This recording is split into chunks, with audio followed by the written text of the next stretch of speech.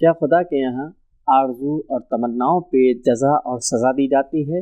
جزا اور سزا کا معیار کیا ہے؟ کیا ایمان اور عمل دونوں الگ چیزیں ہیں؟ کیا دونوں میں سے کسی ایک کے ذریعے سے جنت حاصل کی جا سکتی ہے؟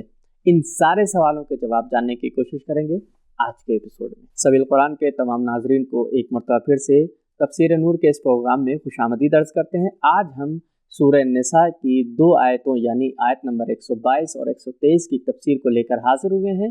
تو چلیے چلتے ہیں آیت نمبر 122 کی تفسیر کو جاننے کے لیے اس کی تلاوت اور ترجمے کو سنتے ہیں۔ کتاب انزلناه الیک مبارک لیدبروا آیاته ولیتذکروا۔ بسم اللہ الرحمن الرحیم۔ والذین آمنوا وعملوا الصالحات سندخلهم جنات تجری من تحتها الانہار خالدین فیها ابدا وعد اللہ حقا ومن اصدق من اللہ قیلا۔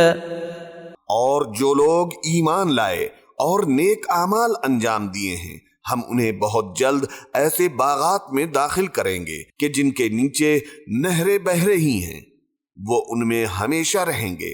خدا کا وعدہ برحق ہے اور خدا سے بڑھ کر اور کون سچی بات کہتا ہے۔ آیت نمبر 122 میں کچھ اہم پیغامات بیان کیے گئے ہیں، آئیے ان پیغامات کو جاننے کی کوشش کرتے ہیں۔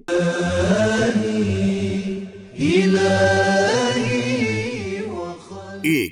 ایمان عمل سے جدا نہیں ہے۔ 2. اگر سارے اعمال نیک ہوں تو بہت کام آئیں گے۔ الصالحات اس لفظ میں جو الف لام ہے اس کا معنی سارے نیک کام ہیں۔ 3. رغبت اور شوق پیدا کرنے کے ساتھ ساتھ تنبیہ کرنا قرآن کے تربیتی اصول میں سے ہے۔ اس سے پہلی آیت میں تنبیہ تھی اور اس آیت میں تشویق و ترغیب ہے۔ 4. دنیا کی لذتوں کے ختم ہو جانے کا ڈر ہوتا ہے لیکن جنت کی نعمتیں ہمیشہ باقی رہنے والی ہیں۔ 5.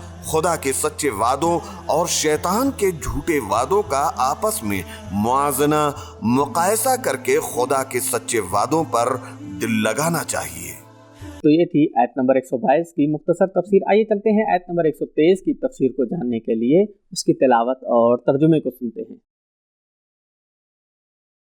لیس بأمانیکم ولا امانی اہل الكتاب من يعمل سوءا يجز به ولا يجد له من دون الله وليا ولا نصيرا۔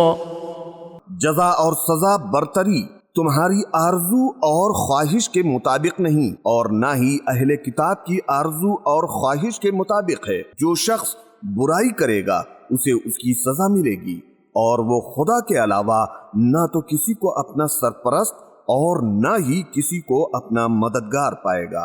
ناظرین، ہم نے آیہ کریمہ کے ترجمے کو جان لیا ہے۔ اس آیہ کریمہ میں پائے جانے والے اہم نکات کو بھی جاننے کی کوشش کرتے ہیں۔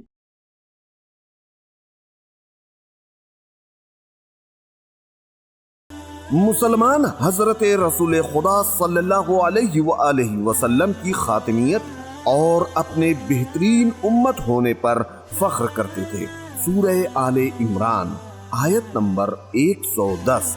اہل کتاب بھی اپنے درخشاں ماضی کی بنا پر فخر کیا کرتے تھے اور کہا کرتے تھے ہم گنتی کے چند دن ہی جہنم میں رہیں گے۔ سورہ بقرہ آیت نمبر 80۔ یہ آیت دونوں گروہوں کے فکروں کی اصلاح کے لیے نازل ہوئی اور معیار عمل کو قرار دیا ہے۔ اس سے پہلی 2 آیتوں میں امانی کی آرزوؤں اور خواہشات کو شیطان کی پیداوار کہا گیا اور اس آیت میں بیجا آرزوؤں کو مسترد کر دیا گیا ہے۔ روایتوں میں مومن کے گناہوں کی سزا دنیا اور برزخ میں اس کی پریشانیوں اور سختیوں کو قرار دیا گیا ہے۔ تفسیر اطیب البیان۔ بعض مسلمانوں کو یہ انتظار تھا کہ اہل کتاب کے ساتھ ان کی لڑائی میں پیغمبر اکرم صلی اللہ علیہ وآلہ وسلم ان کا ساتھ دیں گے، جبکہ اصل تو عدالت ہے، حمایت نہیں۔ تفسیر المیزان، من یعمل سوءا یجز بہ کے جملے سے ایک شخص بہت ڈر گیا تھا۔ پیغمبر اکرم صلی اللہ علیہ وآلہ وسلم نے اس کے لیے فرمایا، جسمانی بیماریاں اور مختلف قسم کی پریشانیاں انسان کے برے اعمال کی سزا ہیں۔ مستدرک جلد نمبر 2 صفحہ 60۔ نکات کے بعد آئیے جانتے ہیں آیہ کریمہ کے اہم پیغامات کیا کیا ہیں۔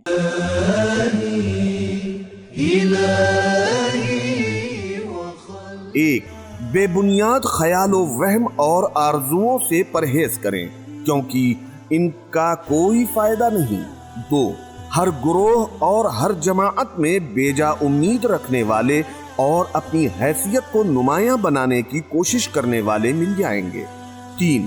گفتگو اور فیصلے میں انصاف کا دامن ہاتھ سے نہ چھوڑو، اور اگر تنقید کر رہے ہو تو سب کی کمزوریاں بیان کرو۔ 4. تنقید کرنے میں اور برائی کو دور کرنے میں سب سے پہلے خود اپنی ذات سے شروعات کرنا چاہیے۔ 5. بیجا اور غلط قسم کے امتیاز طلبی کے سامنے ڈٹ جانا اور دو ٹوک الفاظ میں فیصلہ دینا تربیت کے بہترین اصولوں میں سے ہے۔ 6. اسلام کی بنیاد حقائق پر ہے، لوگوں کے خیال و وہم اور ان کی خواہشات پر نہیں ہے۔ 7. خدا تعالیٰ عادل ہے، لہذا جزا و سزا عمل کی بنیاد پر ہے۔ 8. وحیانی مکتب اور آئیڈیالوجی میں قانون کے سامنے سب برابر ہیں۔ من یعمل، نام اور مقام سے غلط استفادہ اور امتیاز طلبی ممنوع ہے۔ 9. اصل عمل ہے، نعرے نہیں۔ ضابطہ و قانون اصل ہے، رابطہ نہیں۔ تو ناظرین، ہمیں یہ معلوم ہوا کہ اسلام کی بنیاد حقیقت پر مبنی ہے، نہ کہ آرزو اور تمناؤں اور امیدوں کے اوپر۔ پروردگار عالم انسانوں کو ان کے اعمال کی بنیاد پر جزا اور سزا دے گا۔ یہیں پر ہمارا وقت ختم ہوا، ملتے ہیں اگلے ایپیسوڈ میں، تب تک کے لیے شکریہ، خدا حافظ۔ سبیل قرآن، قرآنی سماج کی پہچان۔